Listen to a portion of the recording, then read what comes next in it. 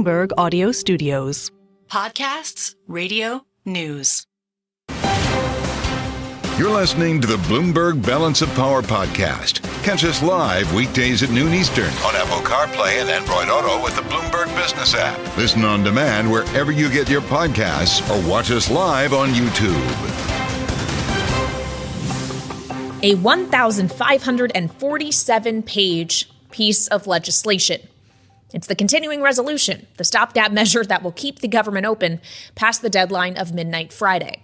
There's a lot of stuff in this thing, from laws around pharmacy benefit managers, what happens with RFK Stadium, disaster relief, which perhaps is the most palatable item in this for a lot of lawmakers. And it even gives lawmakers a pay raise through a cost of living adjustment that was first noted and noticed by Bloomberg Government's Jack Fitzpatrick, who, of course, covers Congress for BGov, and he's joining me now here on Balance of Power on Bloomberg TV and radio. So, Jack, this is a monster piece of legislation. How did it get so big? It gets so big because you need to get people to vote for it, and you already know a lot of the hardline conservatives and maybe swing district members aren't going to vote for it. So when they complain about the fact that this is not the right way to legislate, it's not a good idea to just drop 1,500 pages in their lap right before a deadline. When they complain that they didn't ask for a pay raise, you say, well, you know, if you weren't going to vote for a major piece of legislation anyway because you don't see it as good governance, then you've played yourself out. This is going to the members who represent rural America and wanted agricultural economic relief for farmers. It's for the members who had hurricanes or wildfires or tornadoes or floods and want disaster aid. And a bunch of other members who had a bill that they wanted to see enacted, whether it's a measure to try to crack down on hidden fees by hotels, that's in there. There's a wide variety of measures in here because when you get pushback from a number of members, you need to say, this is going to be bipartisan. We need a large base of support. What can we put in this bill to get your support?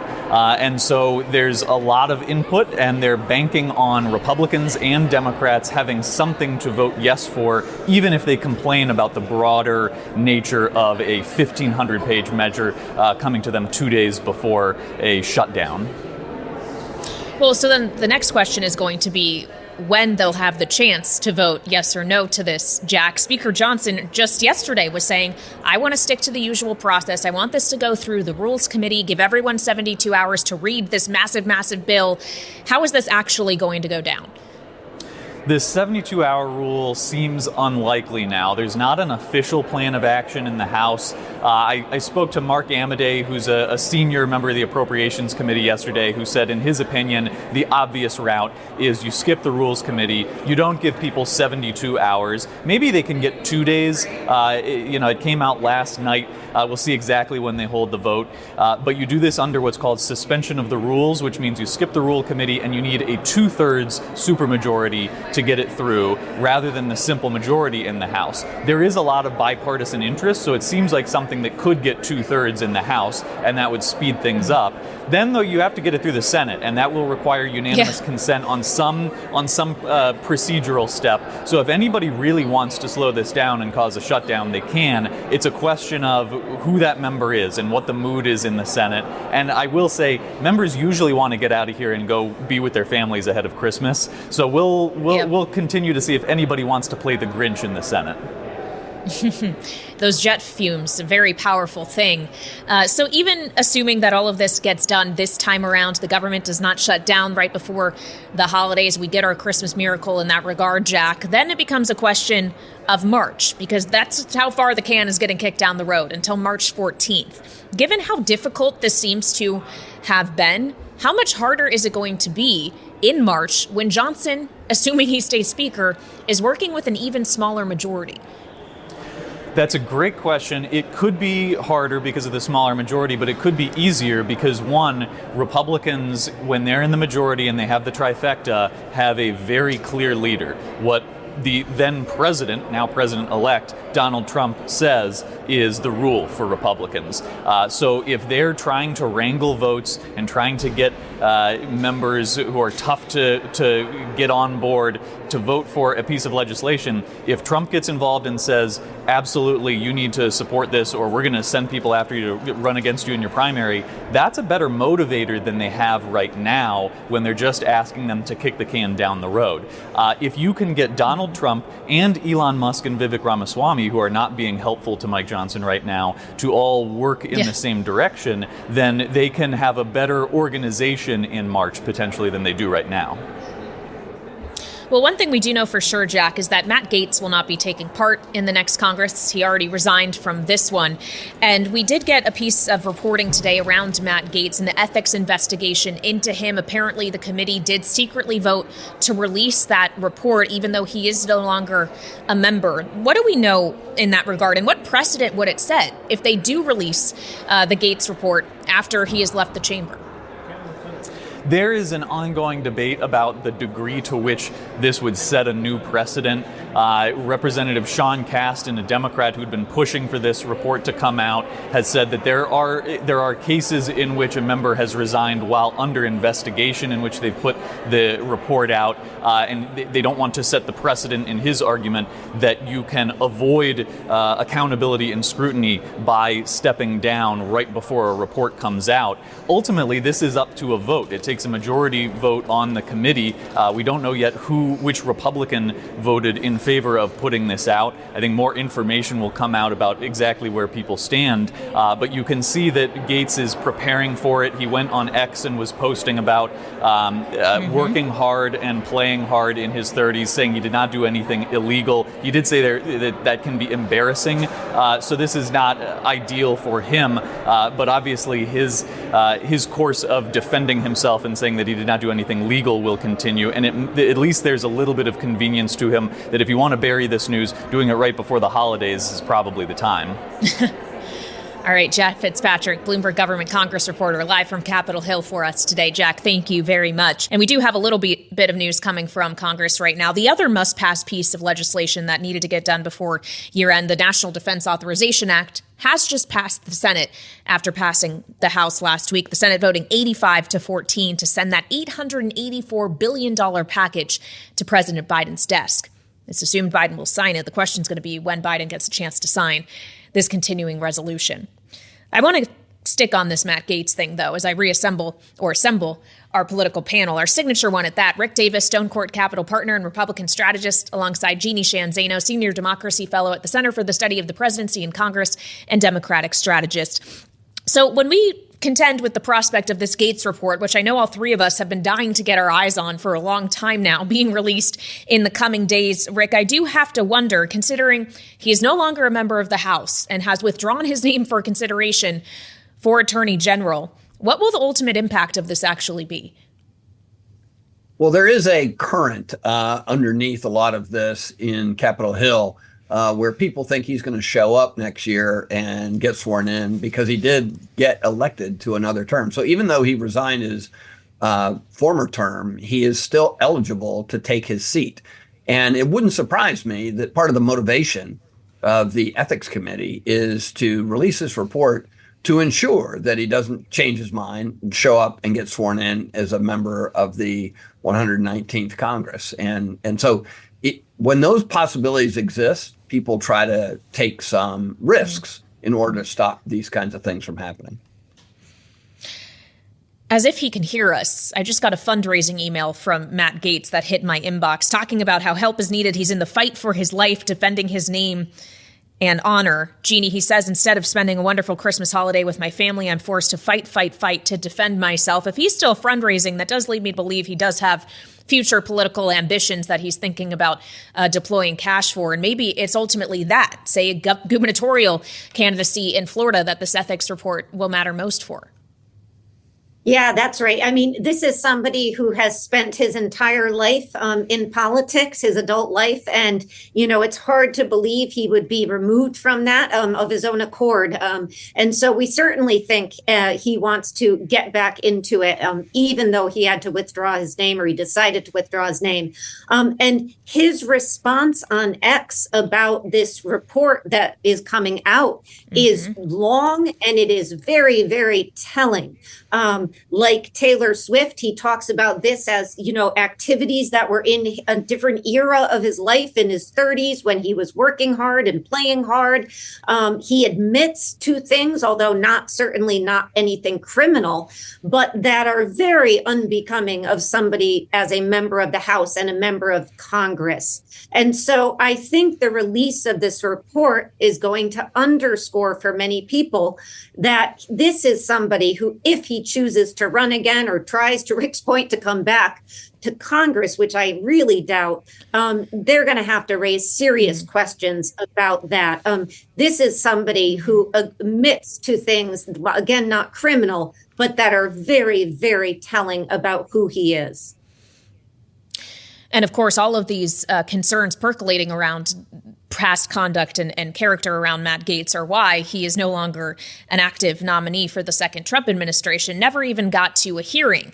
And Rick, we've been wondering if any other nominees might meet the same fate in pulling a Gaetz, if you will, of withdrawing themselves from nomination before they can risk being voted down.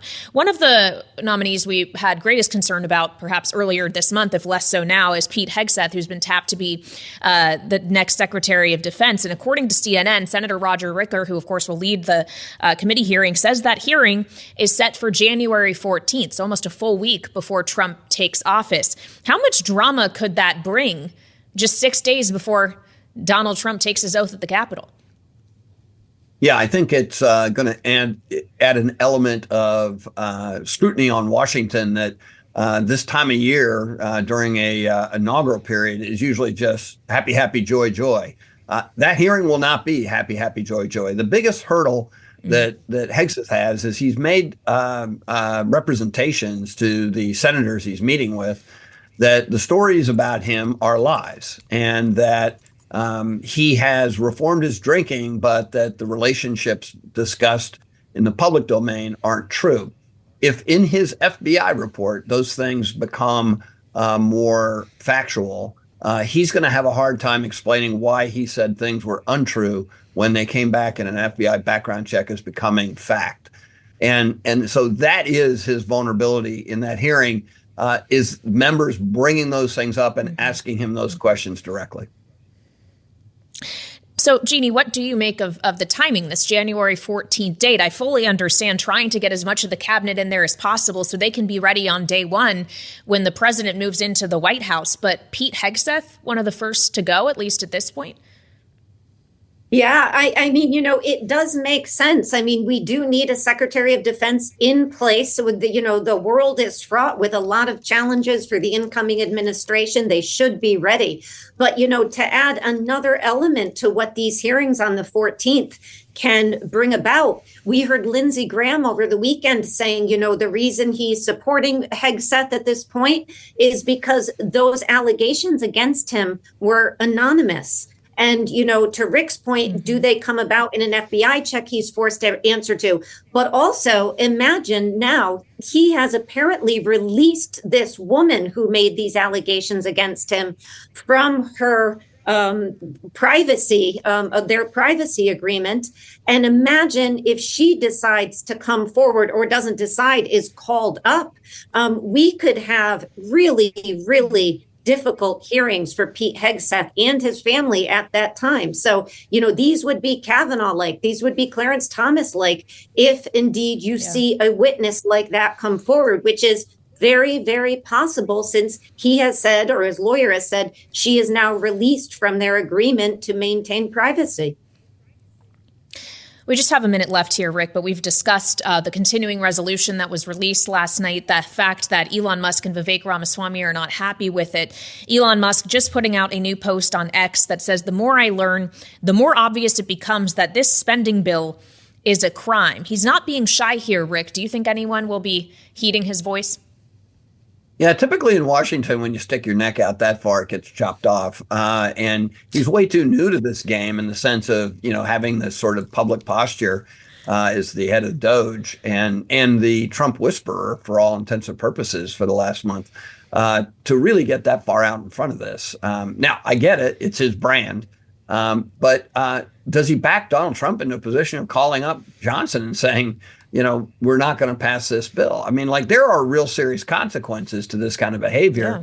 Yeah. And I would have said absolutely no chance that this bill could be interrupted at this stage. But if Ramaswamy and Elon Musk launch a campaign against this bill, they might be able to get Donald Trump to throw it under the bus, and we could have a serious government shutdown right before Christmas. All right, Rick Davis and Jeanne Sheehan Zaino, our signature political panel. Thank you both so much. You're listening to the Bloomberg Balance of Power podcast. Catch us live weekdays at noon Eastern on Apple CarPlay and Android Auto with the Bloomberg Business app. You can also listen live on Amazon Alexa from our flagship New York station. Just say, Alexa, play Bloomberg 1130. On the 19th of January, we could see TikTok banned in the U.S., unless, of course, they can successfully get that blocked, as they've asked the Supreme Court to step in here. After, of course, the appeals court, district court here in D.C., the federal court, did not agree with the company's contention that the law passed by Congress that would see it banned if it's not divested here in the U.S. violates the right to free speech in the First Amendment. The Supreme Court says today they will hear TikTok's arguments, and they're scheduled for January 10th, which leaves just 9 days of wiggle room here if the ban is indeed to be halted by the deadline. So joining me now for more is Bloomberg's Greg Stohr, who covers the Supreme Court for us. He's here in the Washington, D.C. studio. So, Greg, it's one thing for the court to hear arguments on the 10th. How quickly could they rule? Could they do so before the 19th? They certainly could. Just as one example, Bush v. Gore back in 2000 was a case that they turned around in just a day or maybe a day and a half. So they certainly have the ability to do that. There is the issue of, whatever happens with this law, folks are going to need a little time to plan their actions accordingly. The companies that are involved with TikTok, like Oracle, which hosts it on its servers. So one would imagine the court will be sensitive to that. Well, and it then raises the question on what the court's view of this entire case may be. When it is, TikTok contends, a First Amendment issue. The District Court of Appeals basically said, no, it's not. Congress was well within its authority, including on national security grounds, to put this law into place. It was a 3-0 decision. Is there any indication the Supreme Court, which, yes, has a conservative majority, would view it differently? Yeah, this is one where I'm not going to do much predicting yet. It was, as you said, a 3-0 decision from the federal appeals court here in Washington, including 2 Republican-appointed judges in the majority there. And they basically said national security trumps free speech in this case, that Congress had legitimate concerns that the Chinese government was getting access to Americans' data and was manipulating content, what people see on TikTok. And the court said, we're going to defer to Congress's judgment on that, and that trumps the free speech clause. So if the Supreme Court were to view things differently, which again, obviously we can't predict for certain, but what would that do to congressional authority if they were to say, actually, no, the lawmakers in the legislative branch did not have this authority and the judicial branch knocks it down? Yeah, that's a really good question. This is a court, and the court has, over the centuries always been very deferential on national security grounds. That's not its area of expertise. So it would certainly be a very big deal were the court to say that.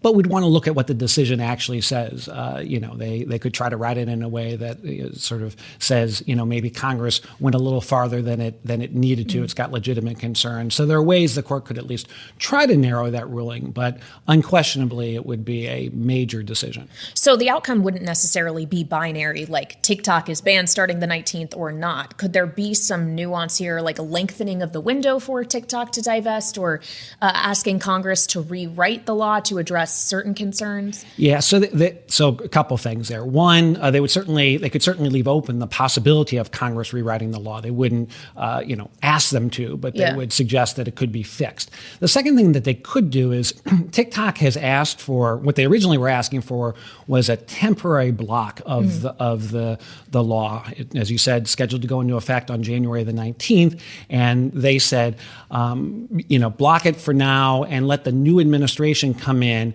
Donald Trump this week said he has a warm spot for TikTok because he thinks that it helped him in the election. Yeah. The Trump administration would be in charge of enforcing the law. So TikTok, is at least hoping to kind of extend the window into the Trump administration.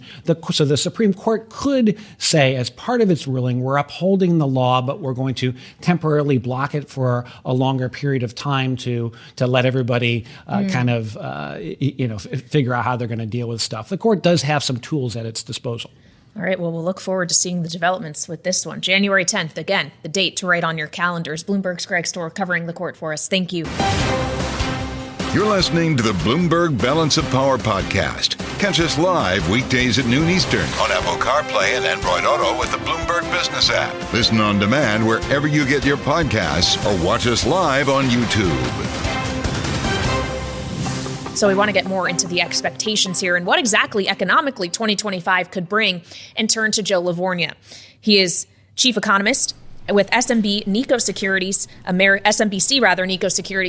He also was the chief economist at the National Economic Council during the first Trump administration. Joe, welcome back to Bloomberg. Thank Happy you. Fed Day to you. Thanks for being here.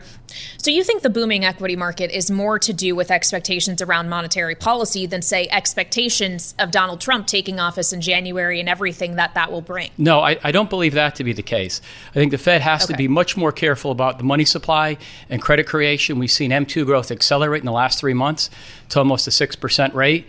The small caps and the financials in certain sectors are very enthusiastic about President-elect Trump coming back. We see that in a small business survey where you've just seen massive, basically vertical jumps in things like good time to expand and expectations the economy improves. No, I just think this is a part of a bigger narrative where the Fed just has not done a very good job signaling its intentions and has been wrong-footed many times on inflation. And I'm just worried in the short term by the Fed easing more and potentially getting more money in credit creation, they make a potentially sticky inflation problem worse.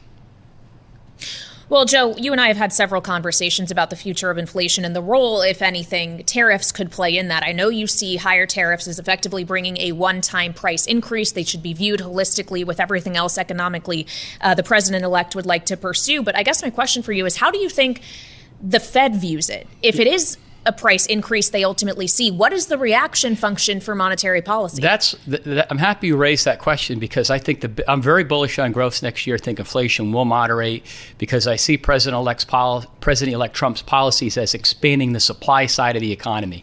Its potential, productivity, basically, its ability to produce the things that we want. However, I think the Fed has taken a much more demand-side Keynesian approach. They view the inflation process as not really a money and credit phenomenon, but rather where the unemployment is relative to NAIRU or where the output gap is. So that my fear is that they're going to look at a tariff increase as being inflationary when it's not, and when they should maybe be easing next year because productive output increases. Instead, they hold pat, and that would obviously set in motion a reaction in markets in the broader economy. Well, and when we consider the global economy, there's also the consideration on not just what tariffs mean for higher prices in the U.S. potentially, but also if we are seeing higher tariffs and it results in a, if not outright decoupling, a lessening of the trade relationship between the U.S. and China, the world's two largest economies, what the wider economic ramifications of that could be, not just here at home. Yeah, I'm not worried about that because I think you've already seen when President-elect Trump talked about 25% tariffs on Canada and Mexico. There were quickly talks where both respective leaders either went to see President Trump in person or had conversations shortly thereafter, as reported in the news. So I think, again, this is a negotiation. Tariffs will be a very powerful and important tool that will be used. I just think it's incorrect to look at them as being inflationary, which I think some on the Fed will look at. And I think that would be a monetary policy error, especially if we're cutting regulations and oil prices and energy more broadly speaking falls. That's where you can get some real improvement on the pricing side, because you got these second and third order effects when energy prices fall, the inverse of what we had when inflation surged back in 21 and 22 when oil prices were higher. You'll get the opposite. Joe, finally, I want to ask you about something else in the news today, which is that we got the text last night of a mammoth government funding continuing resolution, that there's been a lot of pushback from Elon Musk. Vivek Ramaswamy don't like this. Now the president-elect's son, Donald Trump Jr., says the American people didn't vote for this. They voted for the opposite. They voted for transparency. This cannot pass. Just quickly, Joe, if we were to somehow stumble into a shutdown here before the holidays, do you expect it would have a real economic impact? No, I love the fact that we're trying to get rid of this pork barrel legislation, and we're actually trying to do something productive that's a bipartisan issue. I don't look for the government to shut down. I think ultimately the government will be open around the holidays, and I'm hopeful that whatever we get on the budget resolution, it'll be basically pushed to next year where a more comprehensive, better formed bill than probably what's out there right now, what it comes out as. In other words, I like what's happening. I think it's important. We have to have this discussion. And we still have a minute left here, Joe. So if you could ask the Fed chair, Jerome Powell, one question in the press conference today, assuming that what they do deliver is a 25 basis point rate cut, what would it be? Well, I would like to get some more information on where the Fed thinks it's, neutral is, and how they compare that to where financial conditions are, because monetary policy has not tightened effectively for most of the economy. We've seen basically the cost of capital fall quite dramatically because of the rise in equity prices and very tight credit conditions. So why are you easing policy when you could just wait? And why are we so worried about what investors who are betting on in the Fed funds futures market, why are we so worried about disappointing those expectations? Wouldn't it be better if policy was perhaps a little bit more two-way on the risk? Why is it that investors can't lose money sometimes, or why can't they be disappointed on where monetary policy wants to go? I don't understand that. I think the Fed has done a really terrible job of setting policy in a way that's led to major misallocations of capital because they believe that they can't let Wall Street down. And I think that's ultimately very unproductive, and I worry that if the Fed does cut today, as they likely will, you actually might get a more negative reaction ultimately in the bond market than had they just not cut and let the market kind of evolve as I think it will in a positive fashion. But I first want to see inflation go lower, and the Fed should do that. All right, Joe Lavorgna, thanks for joining us here on Bloomberg.